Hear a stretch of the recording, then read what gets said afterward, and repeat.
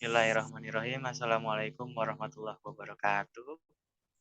Waalaikumsalam. Perkenalkan kami dari kelompok 4,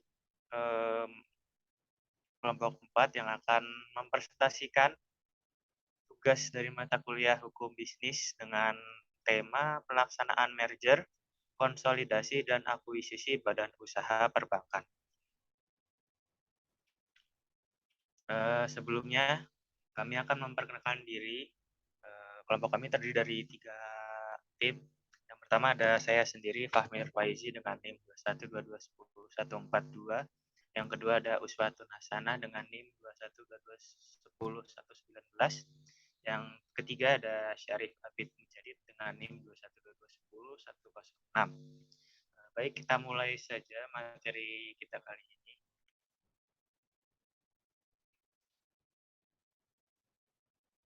Penggabungan badan usaha perbankan. Dalam menggabungkan badan usaha perbankan tidak boleh sembarangan ya. Penggabungan badan usaha perbankan tertuang dalam undang-undang, yakni Peraturan Pemerintah Nomor 28 Tahun 1999 tentang merger, konsolidasi, dan akuisisi bank. Nah, dalam pasal 1 Peraturan Pemerintah Nomor 28 Tahun 1999 ada 3 bentuk penggabungan badan usaha perbankan, yaitu ada merger, konsolidasi, dan akuisisi. Untuk merger mempunyai definisi penggabungan dari 2 bank atau lebih dengan cara tetap mempertahankan berdirinya salah satu bank dan membubarkan bank-bank tanpa melikuidasi terlebih dahulu. Konsolidasi memiliki pengertian penggabungan dari 2 bank atau lebih dengan cara mendirikan bank baru dan membubarkan bank-bank tersebut tanpa melikuidasi terlebih dahulu. Terakhir ada akuisisi dengan definisi pengambil alihan kepemilikan suatu bank yang mengakibatkan beralihnya pengendalian terhadap bank. Nah, syarat untuk mendapatkan izin penggabungan usaha perbankan dari Bank Indonesia, yang pertama adanya persetujuan untuk melakukan penggabungan perusahaan perbankan melalui rapat umum pemegang saham atau RPS. Yang kedua, pada saat terjadinya merger, maka jumlah aktiva bank hasil merger tidak melebihi 20% dari jumlah aktiva seluruh bank di Indonesia. Yang ketiga, bank hasil merger harus memenuhi resiko kecukupan modal yang ditetapkan oleh Bank Indonesia. Dan yang terakhir, direksi dan komisaris dari masing-masing bank hasil merger tidak boleh masuk daftar orang tercela atau daftar hitam dari BI sesuai dengan pasal 8 Peraturan Pemerintah Nomor 28 Tahun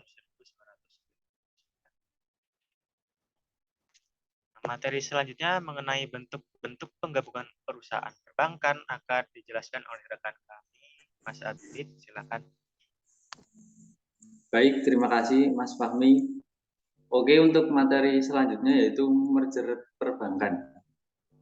Yaitu dalam melakukan tahapan bentuk-bentuk penggabungan perusahaan perbankan, tahapan-tahapan tersebut ditentukan oleh beberapa tahapan, yaitu menurut PP nomor 28 tahun 1999.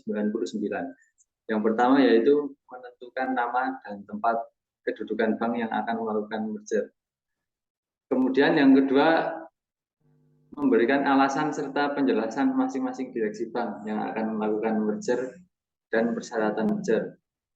Kemudian yang ketiga, tata cara konversi saham dari masing-masing bank yang akan melakukan merger terhadap saham bank hasil merger. Kemudian yang keempat, neraca atau perhitungan laba rugi yang meliputi 3 tahun buku terakhir dari semua bank yang akan melakukan merger. Kemudian terakhir, hal-hal lain yang perlu diketahui pemegang saham masing-masing bank.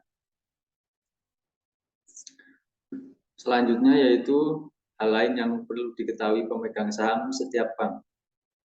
Yang pertama yaitu neraca performa bank hasil merger sesuai yang dengan standar akuntansi keuangan. Selanjutnya, cara penyelesaian status karyawan bank yang akan melakukan merger.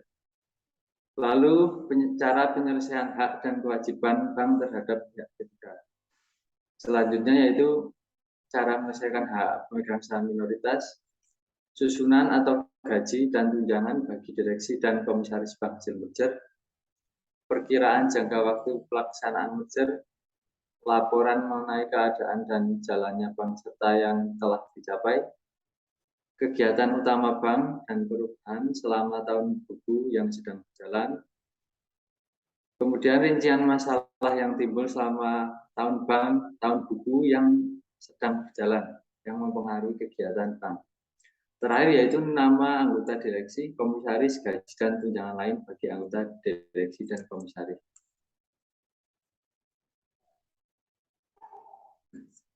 Selanjutnya yaitu pengumuman ringkasan rancangan merger selambat-lambatnya, yaitu 30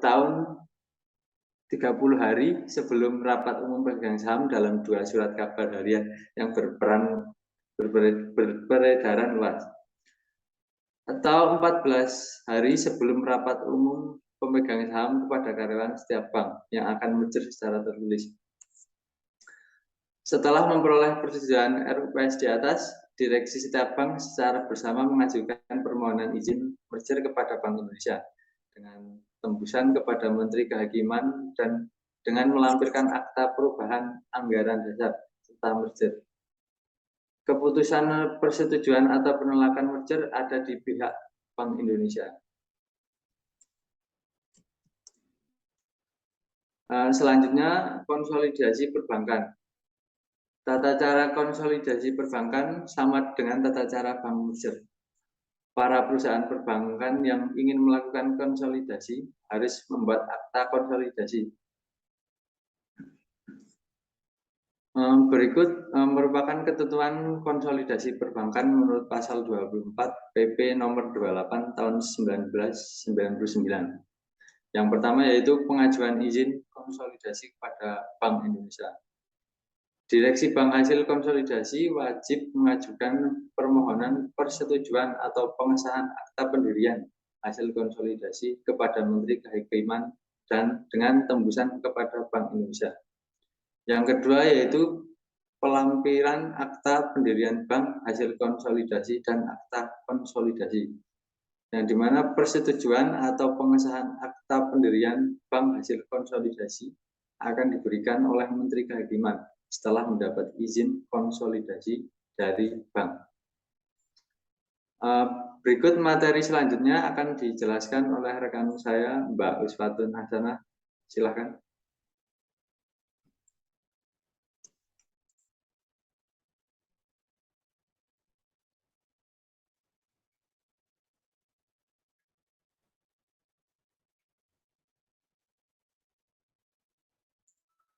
Baik, mungkin saya kembalikan ke Mas Fahmi. Mbak Uswatun di unmute, suaranya nggak ada.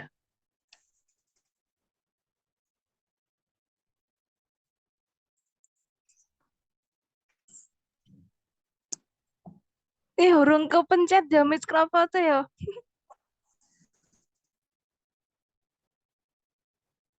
Ya lanjut Mbak, materi selanjutnya. Silahkan dilanjut Mbak Uswatun. Yang selanjutnya ada akuisisi perbankan.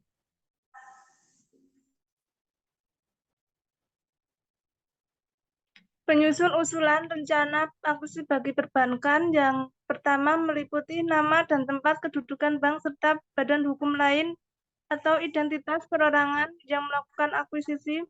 Yang kedua, alasan serta penjelasan masing-masing direksi bank, pengurus badan hukum atau perorangan yang melakukan akuisisi. Yang ketiga, neraca perhitungan laba rugi meliputi 3 tahun terakhir. Yang keempat, cara penyelesaian status karyawan dari bank yang akan diakuisisi. Yang kelima, rancangan perubahan anggaran bank hasil akuisisi. Yang keenam, jumlah saham yang akan diakuisisi. Selanjutnya, kesiapan pendanaan, cara penyelesaian hak pemegang saham minoritas, tata cara konversi saham dari masing-masing pihak yang melakukan akuisisi apabila pembayaran akuisisi dilakukan dengan saham, dan yang terakhir, perkiraan jangka waktu pelaksanaan akuisisi. Yang selanjutnya ada pengumuman ringkasan rancangan akuisisi selambat-lambatnya. Rancangan akuisisi harus memuat sekurang-kurangnya sama dengan usulan rencana akuisisi. Usulan rencana akuisisi harus disampaikan pada rapat umum pemegang saham masing-masing bank. Sebelum pemanggilan rapat umum pemegang saham, para direksi berkewajiban untuk mengumumkan ringkasan rancangan akuisisi selambat-lambatnya 30 hari sebelum rapat umum pemegang saham dalam 2 surat kabar harian yang beredaran luas. Yang kedua, 14 hari sebelum rapat umum pemegang saham kepada karyawan masing-masing bank yang akan merger secara tertulis. Dan yang terakhir, rancangan akuisisi dan konsep akta akuisisi yang telah disetujui harus tertuangkan dalam akta akuisisi bank berlaku sejak penandatangan akta akuisisi yang telah mendapat izin dari Bank Indonesia.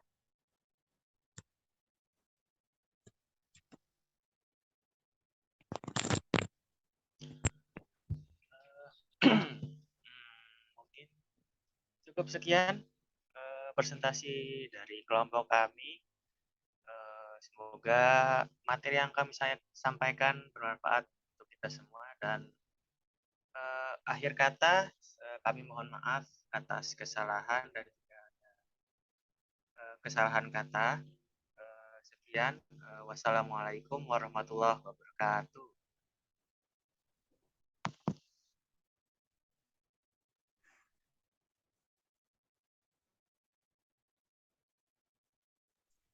Wis, stop record bisa.